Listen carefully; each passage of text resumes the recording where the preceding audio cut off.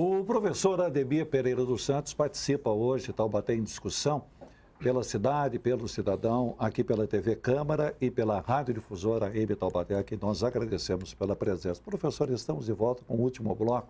Gostaria que o senhor falasse, Taubaté e algumas cidades do Vale do Paraíba são cortadas, são mutiladas pela estrada de ferro, né? Lendárias, centenárias estradas de ferro. Taubaté, a cada eleição, vem sempre uma proposta, né, para se tirar aí os trilhos da estrada de ferro da região central. Isso é realmente possível? Isso daí passa a ser uma lenda? Outras cidades do estado fizeram? O que pode ser feito a respeito? É necessário? É necessário também? Não, totalmente desnecessário e trata-se de um patrimônio não só histórico, mas principalmente um patrimônio do presente. Ter uma ferrovia em plena área central é algo que nós deveríamos nos orgulhar e lançar mão dela para resolvermos os problemas de mobilidade. Principalmente mobilidade intraurbano, nós poderíamos ter um sistema de bonde que faria exatamente conexão com o sistema de ônibus, que evitaria que o ônibus passe por lugares que eles não deveriam passar. Então, não se pensa de forma integrada o sistema de transporte. E eu sou defensor de um sistema regional integrado de bondes, que, paralelamente, temos o sistema combinado a um sistema, no caso de, como nós temos hoje, de tráfego pesado, usado pelas grandes empresas que são as concessionárias. Esse tipo de patrimônio que temos, quando ele é abandonado, como no caso de Jacareí, se vê que ele não resolve você colocar uma rodovia ou um transporte rodoviário no lugar do trem, porque a ligação que o trem permite é num outro nível, ela está em planos diferentes. Enquanto o ônibus pode subir e descer rampas, o trem tem que andar em nível. Então, nós deveríamos combinar esses dois modais. E eles são lugares para onde colocaríamos decentemente uma via de pedestre, onde colocaríamos decentemente uma ciclovia, onde deveríamos vegetar. Vegetação seria um elemento fundamental para se tratar a mobilidade. Ninguém anda com o sol escaldante como nós temos no nosso verão, a pino. Nós deveríamos pensar nessa mobilidade, nessa integração entre esses diferentes meios modais. E o leito ferroviário é o grande respirador e um patrimônio fantástico, porque é o mais caro ao se fazer um sistema de transporte, que é por onde vai passar o sistema e está pronto. Incompreensível. Professor, no começo da intervenção do Guilherme, ele falou em cidade do futuro. Aí me lembrei de 30 anos atrás, mais ou menos, 79, 80, que o então prefeito Valdomiro Carvalho, Pedro se lembra disso, contratou o escritório Sérgio Bernardes do Rio, que na época era um dos mais famosos do país, para projetar a nova Taubaté. Só que Taubaté naquela época tinha menos dinheiro que tem hoje. O projeto foi engavetado. O senhor acha possível se desenhar uma nova Taubaté hoje? Para que lado seria essa nova Taubaté? Perfeitamente. Eu vou usar... Se é que é necessário... Eu vou usar a sua pergunta para responder uma outra que eu fugi da resposta e queria muito falar hoje. À medida que nós não temos, no setor técnico, nas prefeituras, nós não temos captura de recursos além do que o município recebe. Há recursos em todos os ministérios, há recursos no exterior, há parcerias a serem feitas, mas os nossos técnicos não têm capacidade de desenvolver projetos para captar outros recursos. Aí a cidade fica dependendo daquilo que cabe a cada município pela divisão dos impostos. Eis aí o problema de não termos um setor técnico. Nós não temos nem alternativas inteligentes e interessantes e muito menos capacidade de angariar recursos. Só para o senhor ter uma ideia, ontem no programa sobre turismo, o João Ramon Neto falou que tinha um dinheiro só para calçadas, Pedro? Isso. Para investir em calçadas na cidade, de 4 milhões, mas não tinha projeto. Não tem projeto. E precisa de doutores, mestres, pesquisadores. A cidade de Taubaté tem tudo isso, tem uma universidade nenhuma. Pouquíssimas cidades no Brasil têm uma universidade, é subutilizada a Unital. A Unital tem lá os seus problemas, mas tem as suas virtudes e é um super canal para que a administração pública consiga recursos e fazer o que ela não faz, que é de elaborar projetos, e, no entanto, nós não temos esse trânsito, né? Essa parceria. E aí, na minha opinião, que seria a Taubaté do São futuro. duas necessidades, professor, técnicos e representação política no Estado e em Brasília para se conseguir isso, ou os técnicos basta?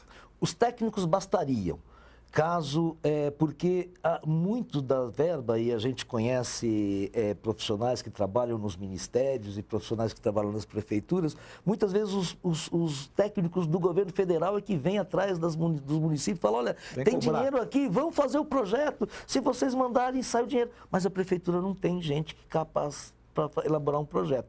Então, muitas vezes não tem. Agora, com o aporte político, e aí sim o legislativo, né, faria o seu papel, exatamente, mas não tem. O que acontece é que, exatamente, como não tem projeto, acaba o dinheiro vindo e tendo outro tipo de uso, porque nós não temos um aporte técnico para como utilizá-lo. Queria perguntar, professor, sobre a questão da expansão do perímetro urbano. A prefeitura tem a intenção de expandir o perímetro urbano para a área dos 7 voltas, na área sul da cidade. Há também correntes que acreditam que o planejamento, o futuro da cidade, não está necessariamente ligado à expansão, mas talvez a uma melhor ocupação do espaço hoje existente no perímetro urbano, enfim. Eu queria saber a avaliação do senhor a respeito disso. Se a gente pensar Taubaté no futuro é necessariamente pensar em expansão, que acarreta também uma série de responsabilidades, levando o Estado, né, o poder público, aquela nova área, ou o senhor acha que é melhor a gente ocupar melhor a área que a gente tem hoje? Nós devemos exatamente, primeiro, ver a vocação do solo que temos na região. Isso é fundamental para que a gente saiba que tipo de impacto vai se gerar, para que consigamos, inclusive, dimensionar a densidade e o tipo de equipamento que tal densidade demanda. Eis aí a necessidade do planejamento ser integrado. Nós temos que pensar a mobilidade e como chegar e como sair desses lugares. Então, de fato, devemos adensar onde nós já temos infraestrutura, não expandir mais a cidade de uma maneira desordenada e, quando expandir, primeiro planejar os espaços comuns, principalmente as matas ciliares a serem preservadas ao longo dos rios, não canalizando-os e não transpondo-os como fazemos hoje, de maneira a criar problemas no futuro e principalmente levando a infraestrutura a esses lugares primeiro, principalmente esgoto, água e energia, antes de abrirmos essas novas fronteiras, né? E o caso, por exemplo, conversávamos há pouco aqui, o caso de Maringá, por exemplo, no Paraná, ou de cidades planejadas como Maringá, Cianorte. Primeiro se protegeu os veios d'água, primeiro se estabeleceu onde seria o jardim zoológico, onde seriam os parques, primeiro se definiu um cinturão verde que envolveria a cidade, aí depois se pensou os usos. Então você já não tem o problema da recuperação do meio ambiente no futuro, quando se planeja. Improviso, né? Tudo de improviso. Então, se pensarmos nessas conexões, não tem problemas expandirmos também. Não podemos ser puristas. Agora, nós temos que saber onde e como adensar e, principalmente, ver a vocação do nosso meio ambiente, que é muito delicado e muito belo. E eis aí a forma de eliminarmos problemas caros no futuro, como os usarmos hoje. Expandir e não criar guetos, né? Porque o senhor usou a figura de linguagem da colcha de retalho. Sim. Hoje, quanto mais distante do centro, eu acho que menos chega o poder público, enfim, a gente tem bairros periféricos que são como se fossem guetos. E eu queria saber como integrar isso. Então, vai custar caro. Ou seja, futuramente teremos que abrir, eu já prevejo que um dia nós teremos que discutir a abertura de todos os condomínios, porque os condomínios acabam criando ilhas e são barreiras ao fluxo de pessoas, são problemas do ponto de vista da segurança, porque o muro, ao invés de gerar segurança, pelo contrário, ele esconde o ladrão de um lado ou de outro e as pessoas ficam presas. É um absurdo do ponto de vista da segurança isso.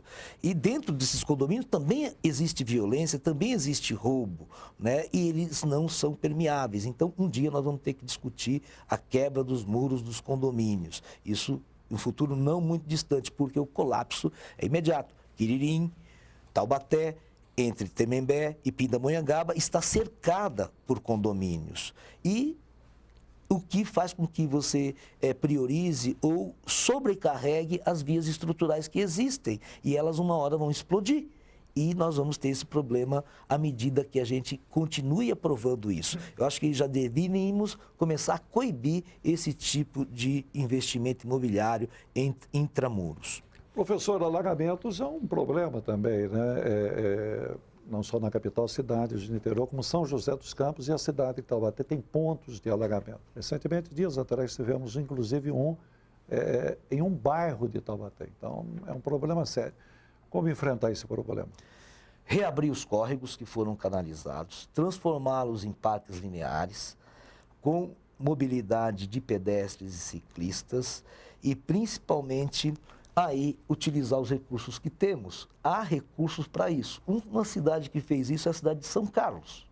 Foram reabertos mais de 10 quilômetros de córregos canalizados, recuperadas nascentes. Olha como o problema é integrado. E você começa a gerar água, que é o grande... O município de São Carlos, por exemplo, ela importava água de outros municípios, porque suas nascentes estavam obliteradas, os seus córregos estavam canalizados. Taubaté deveria abri-los todos, e eles são partes estruturais do tecido urbano histórico de Taubaté, né? E eles são vetores de problema. Aí que começam os alagamentos. A origem dos alagamentos está na ignorância da importância dos córregos como elementos vivos, ou seja, com mata, ciliar, com curso d'água desimpedido, com a enchente prevista, com espaço para ela vir e não demolir as obras que são feitas muitas vezes em lugares não permitidos. Aí a omissão do poder público, a corrupção, complementa esse quadro caótico que vivemos. Mas a solução, enquanto não abrirmos os córregos, estamos adiando o problema. Luiz? Professor, todas as ações do planejamento urbano dependem de aprovação de projetos no Legislativo. Eu estou perguntando no sentido assim, se o Legislativo for contra um prefeito e rejeita tudo, é possível, mesmo assim, planejar uma cidade? É possível, porque nós temos outros instrumentos além, no caso da nossa representação formal. O Guilherme citou a questão da expansão da região sul. Foi necessário aprovar-se um projeto na Câmara, né? Pois é. Nesse sentido, tem que se aprovar. A medida... Bom, cada dimensão, cada momento nós temos um quadro de forças, né, compondo o município e, enfim... e a população civil acaba, ou seja, os civis, o cidadão acaba refém tanto do poder legislativo ou do poder executivo.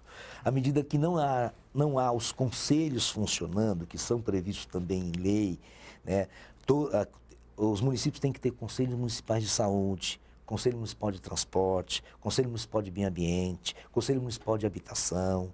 E devemos realizar as plenárias das cidades, que são exatamente momentos que poderiam substanciar uma política, vamos chamar assim, que não é benquista pela Câmara, mas que um prefeito gostaria de colocar em prática.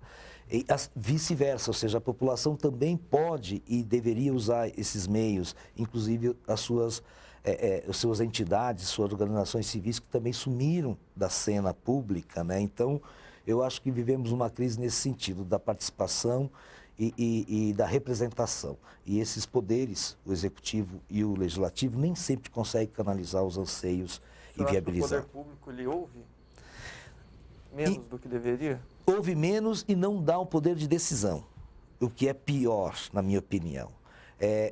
E aí seria a forma de termos continuidade política, continuidade de projetos. Mais uma pergunta, acho que dá tempo. Professor, sim. Em Taubaté, eu não vejo campanha educativa para nada, em nenhum sentido. Em termos de planejamento urbano, é viável, é possível? O que você poderia fazer para que a população contribuísse com esse setor? Tocou no assunto prioritário, a noção de cidadania. O cidadão não existe, ele tem que ser construído. E construído como? Pela educação básica, que é outra função do município. À medida que nós tivéssemos um planejamento integrado à educação, você tem o cidadão do futuro, o usuário, ele vai saber como se comportar na cidade, quais são os valores a serem preservados, o que existe na cidade a ser o orgulho da cidade. Nós somos a capital da literatura, mas nós não vivemos a literatura infantil, né? Professor, Quando eu nós disse que não estamos tem em cima da propaganda, hora. Pedro, eu exagerei que não tem propaganda nenhuma. Tem alguma coisa muito porcamente, mas tem uma propaganda pequena, inclusive de trânsito, tem umas plaquinhas na cidade, mas é muito pouco. Sem Precisa mais. envolvimento, sem retorno. Professor, muito obrigado pela participação. Um grande abraço ao senhor. Eu que agradeço a oportunidade, foi um grande prazer. Com muito prazer, nós conversamos com o professor Ademir Pereira dos Santos, aqui Taubaté em Discussão, que volta na segunda-feira às 11 horas da manhã. Muito obrigado ao Guilherme Codassi, ao Luiz Carlos Batista e principalmente a você aí do outro lado pelo prestígio. Um grande abraço a você, ouvinte difusora, a você, telespectador da TV Câmara. Um grande abraço, bom fim de semana.